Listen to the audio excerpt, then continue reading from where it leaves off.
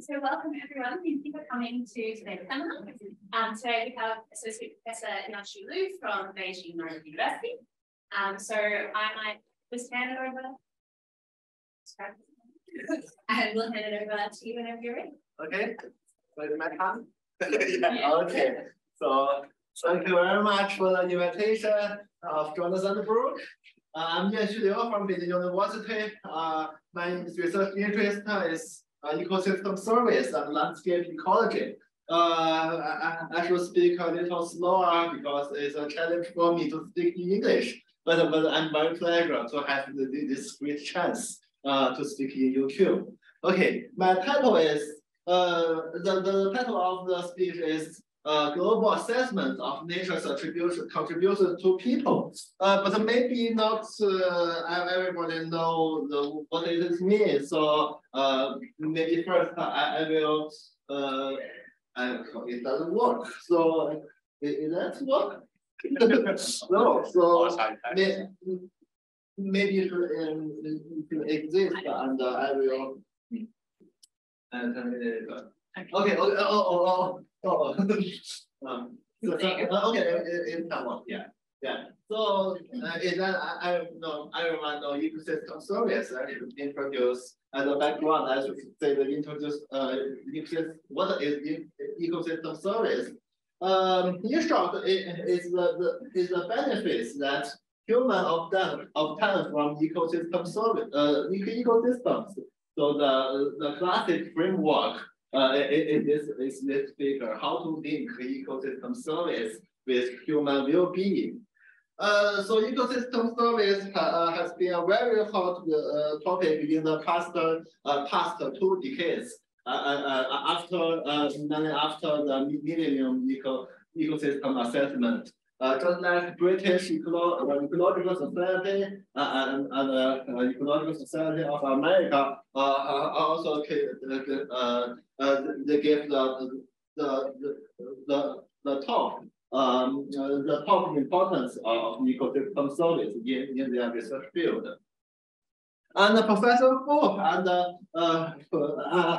Dr. Wu also provide a framework that they said ecosystem service is a bridge between natural system and the human system, and they give the loose plateau as an example to show how the ecosystem service trade-off is. The loose plateau has been with a plantation of forest and grassland, those plateaus carbon sequestration has increased, but the water yield is decreased, and the food provision is hold and a little increase.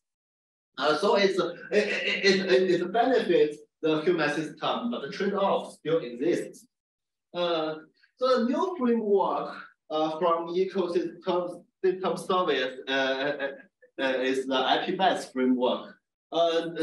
They give 18 categories of nature's contribution to people, and the report from IP-based has listed that 14 of the 18 categories of NCP's nature's contribution to people has declined. This finding was provided by the summarize of more than 2,000 literatures. So it's not specialized. It is from the local or regional evidence.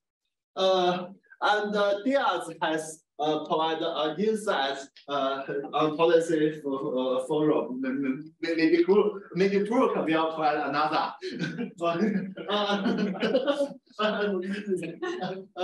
This paper has shown that what's the relationship between 2005, the framework of ecosystem service, and 2017, the framework of nature's contribution to people. In nature's contribution to people framework, they combine the 4 kinds of ecosystem service into regulating non-material and material NCPs. So they has aroused global attentions on how to assess nature's contribution to people, maybe on different scales. This is 18 categories of nature's contribution to people. There has 10 regulating NCPs, four material NCPs and 4 non-material NCPs. Researchers have provided some examples on how to map the NCPs on peanuts and on science. This one, this peanuts paper only summarizes the literature, and they has evaluated the 18 NCPs. But when consider how to map, most papers only consider 2 or 3 or 4 NCPs, just like this one and this one.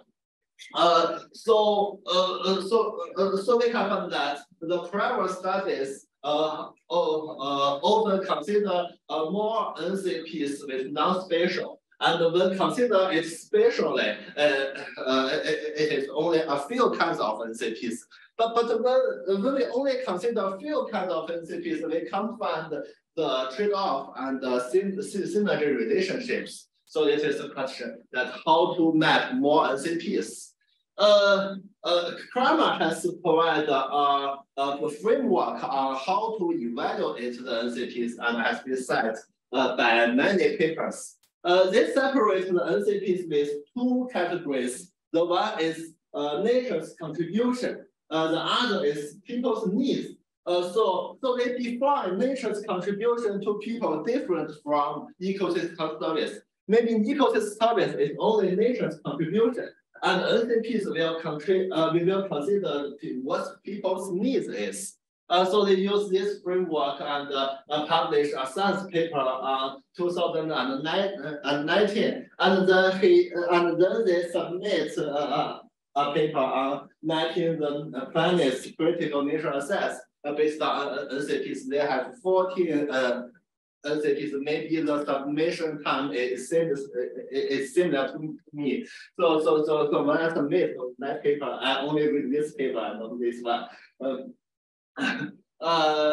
I read the former papers, I think the link is how to map the 18 NCPs. Because if we map that, we can consider them on landscape scale, and not collect the findings here and there, but not in the same place, because the landscape process is very different.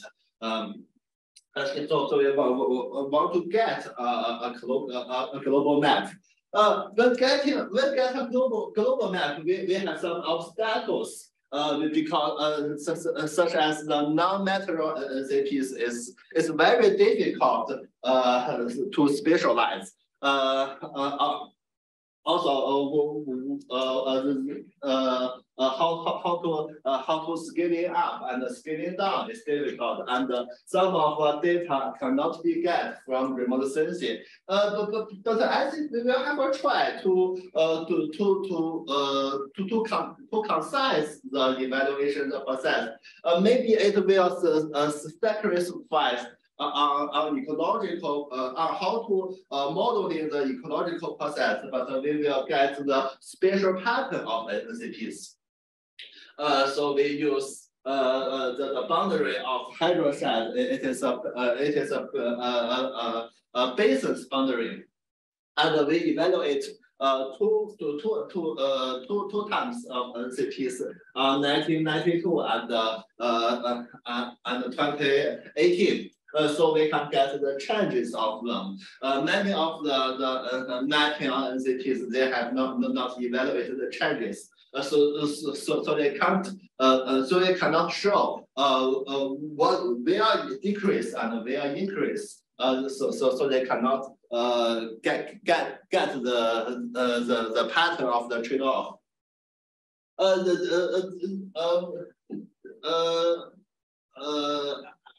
Because time is limited, maybe I cannot describe the detail of the 18 NCPs.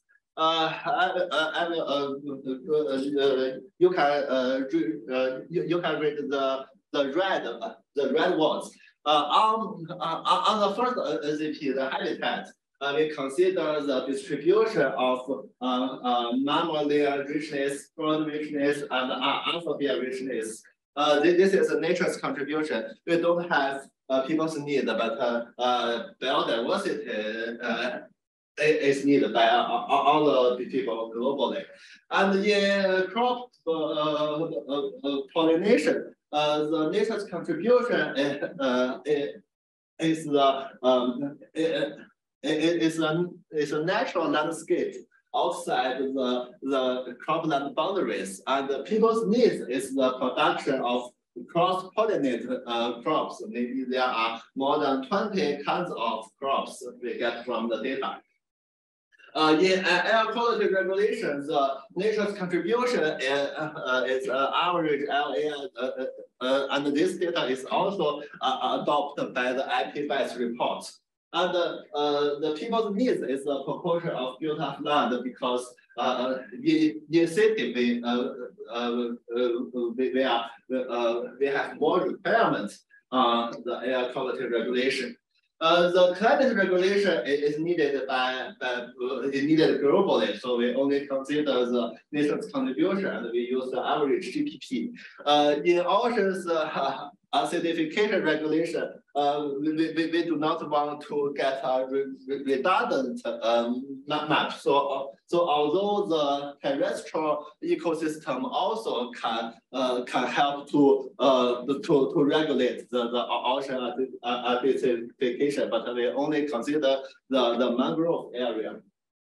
And in water quality and the flow regulation, we use the average evapotranspiration as the nature's contribution, and use the average stream flow and the people's needs, because in a arid land with little stream flow, we do not need a lot of evapotranspiration. For water quality regulation, we use the buffer of natural vegetation area outside the water, and the people's needs is the risk of pesticide pollution. If we have fertilization, it will be better, but we don't have that global map. In soil protection, we use the Russell model, and we use as the nature's contribution and the people's need is soil organic carbon, because soil erosion will lose the fertility of the soil. And in hazard regulation, we consider three kinds of hazards, including the geological hazard by slopes, and the dust hazard by vegetation in dryland, and the flooding by wetlands, and the natural vegetation in floodplains. And the contribution to people is the value of crop productions. In pest regulation, we use bird biodiversity as nature's contribution, and the value of crop products as people's needs. In bioenergy, we use a global map of maximum global production of sorry, I can't spell that. It's so professional words. I have not learned in my school. So in food, I use the food yield of this data set. It only has 2010, but it is good for evaluation because it has 42 kinds of food. In wood material, I use the biomass carbon density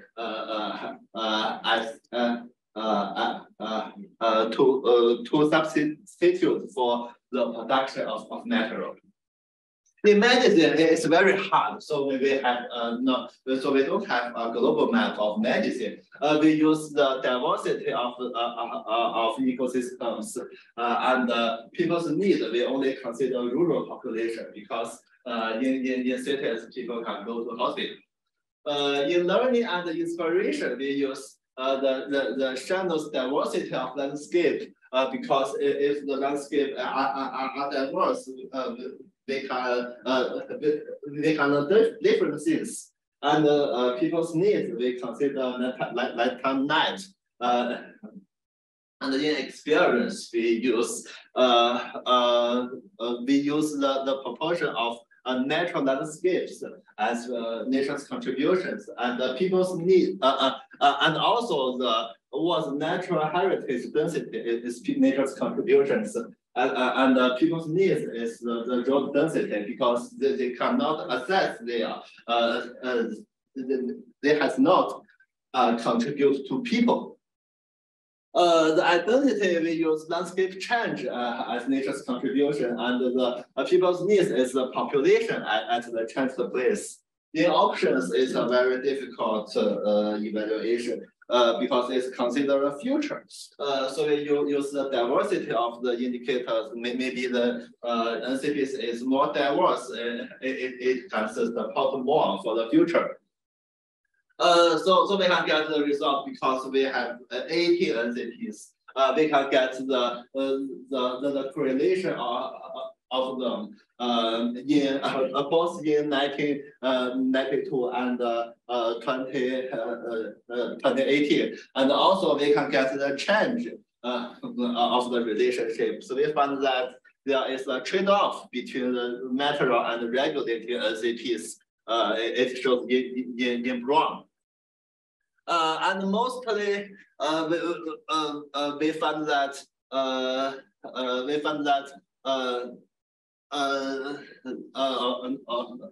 there are 54 kinds of dominant bases. So not all the NCPs are high NCPs. So we name the bases with the highest value of the regulating and material NCPs, stuff like this figure. And when we add them, so we can show on each basis there are how many NCPs. So we can find in most bases there are no more than 10 NCPs for a basin, but in some place, maybe China and Europe and the East of America, there are crowded population. So people's needs is very high, and the cost are high NCPs, high diverse kinds of high diverse NCPs. But in some places, the NCPs are not diverse. We call it low multifunctionality, and maybe an increase of one NCP will cause a decrease in another. We call this low synergy. So we can find the place of low synergy and low multifunctionality places, and this is a key area to be considered. In the future, the climate rules will be changes. So we can find that what's the NCP relationship in this climate rules, and when the climate rule be changed, and we will find that in the low latitudes, there are some threats. The kinds of NCP may be less. So the findings, we found that most of high value of NCPs are locally concentrated, just like in the east of China or Europe. And temporarily, 12 NCPs decreasing, and 6 increasing, mainly material NCPs, not mainly some of regulatory NCPs. And the NCP relationships, we found that the material and regulatory NCPs are trade-off. And most regions have no more than 10 NCPs, and climate change shows stress in the low latitude. The contribution of this study is we can show the relationship and the diversity of NCPs, and this cannot be shown on the present two science paper. And we can find the spatial patterns and find that a few NCPs dominant in a majority of cases. So it means that we cannot summarize the local cases to find which NCP decrease and which NCP increase, because the spatial pattern is very different. So spatial mapping is important. And NCP is different from biodiversity. This is the plan of the ecoregions, half protect the plan. So biodiversity only consider nature's contribution, but nature's contribution to people also consider people's needs, and especially in this paper, we focus on local people's needs. So it is a different pattern to be considered, and climate change causes some threats. This data can be used for to target for targeting where nature's contributions is and where people's needs is. So we can use this to indicate the spatial flow of NCPs, and it can use to understand the relationship between different NCPs and for the landscape management of some key regions. This paper with Jonathan's help, this paper has been published on January, in January, and the data can be downloaded freely. Okay, any questions?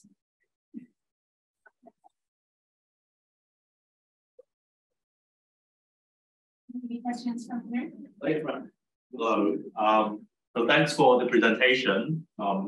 I have to say it's an incredible and impressive undertaking, looking at so many different types of nature's contributions to people. Impressive undertaking, and again, thank you for providing that valuable information to the scientific community. As you pointed out, it can be freely downloaded and incredibly useful for decision making. I just wanted to understand a little bit more about the drivers of changes, what is driving the changes in the nature's contributions to people that you've just described. And it's the second time I'm listening to this presentation. I've studied the maps a little bit closely. For example, for example, in the maps, focusing on like the Brazilian Amazon, there is patterns of deforestation. Well, when there's like deforestation, like land clearing, you get lower climate regulation, nature's contributions to people, but also higher alternative nature's contribution to people, say, for example, bioenergy and agriculture. So is that the reason why we are seeing like low or negative trade-offs to nature's contributions to people?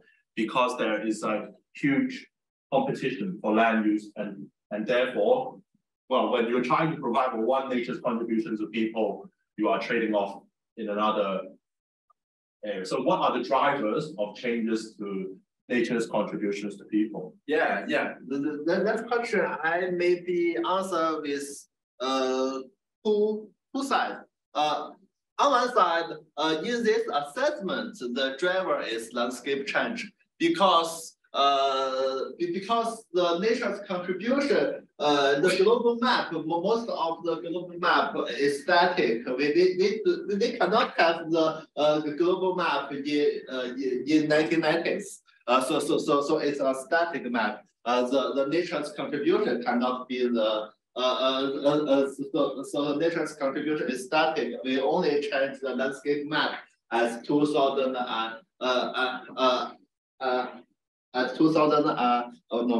to 2018 and 1992. So it's a driver of the assessment. But another question is what nature's contribution is what drives the change of nature's contribution to people. Maybe not limited to this assessment. It is all this assessment. We also assess the nation's contribution to people. The driver is what Brooke want to find that. Maybe it's not local drivers. The direct driver may be landscape change, and what drive the landscape change is what Brooke want to find. Yeah. Yeah.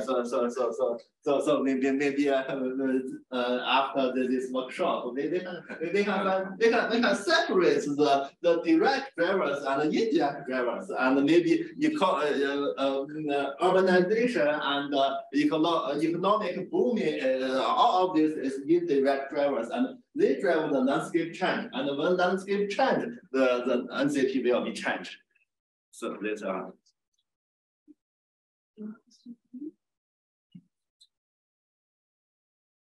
I got one, which is how do you account for, so in some of the examples, it's really clear where a change in the location affects the contribution to people in that location. So, you know, if you cut down the forest, then no one can enjoy the forest there. But some of them are not linked to people in that location. So think about like carbon sequestration is kind of a global, you know, like it doesn't matter if the carbon is sequestered where you live or not where you live, producing atmospheric carbon kind of helps everyone. So how do you account for that spatially, or is that a silly question? When I assess this data set, I not consider, but it is a good question that if global carbon market is a solution to your question.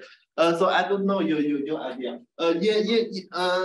Maybe in many countries the global carbon market is becoming major, but in China, we don't have a major carbon market. It's a very different way. So in China, I can only introduce the policy in China. So in China, the government want to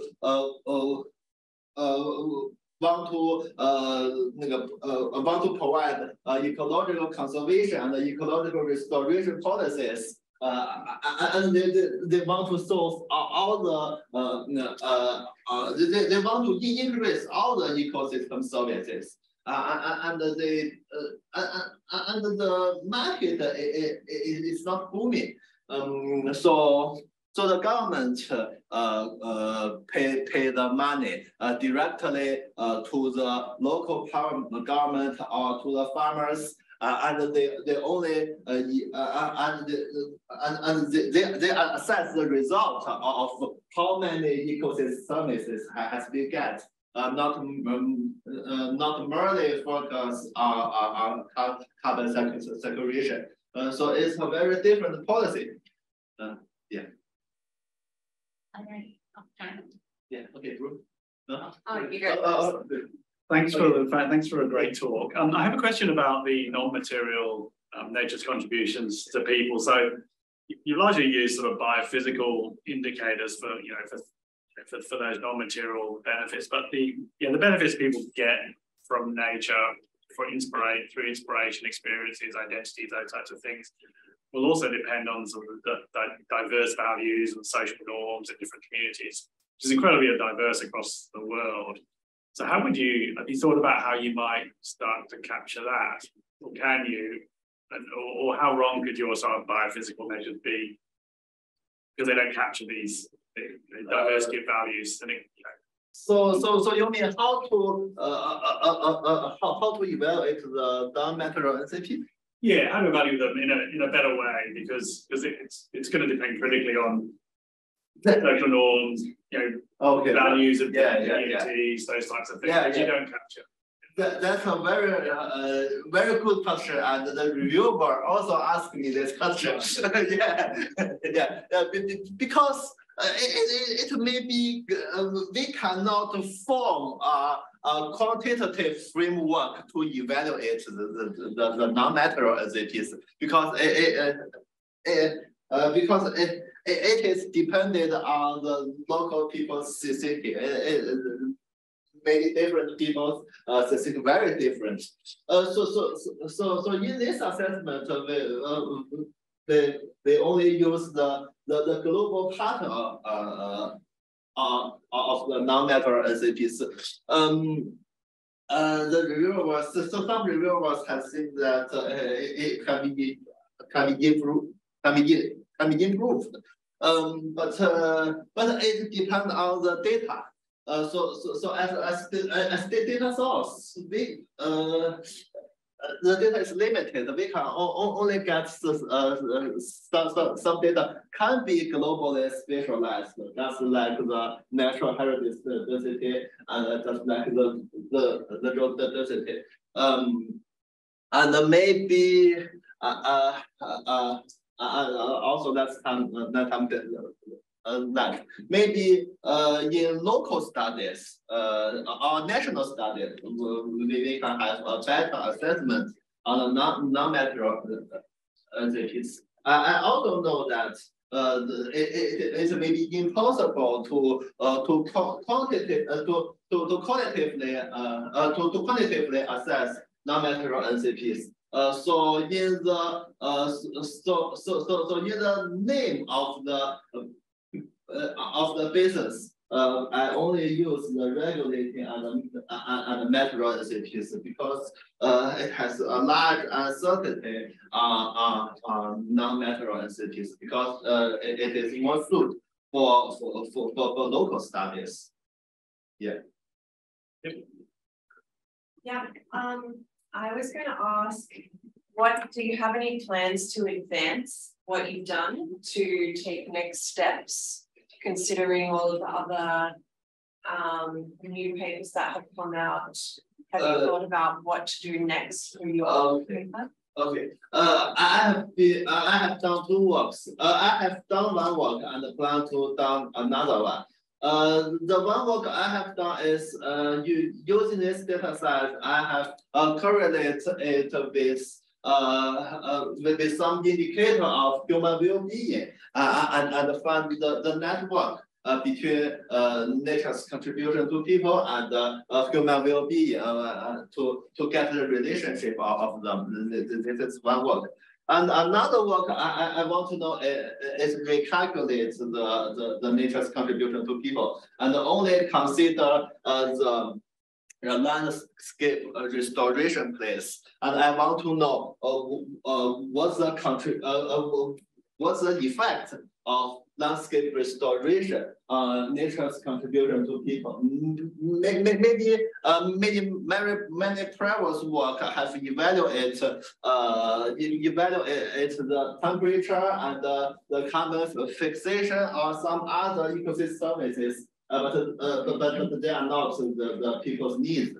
So we want to identify the landscape restoration places and assess the trade-off between nature's contribution to people after the restoration. Yeah.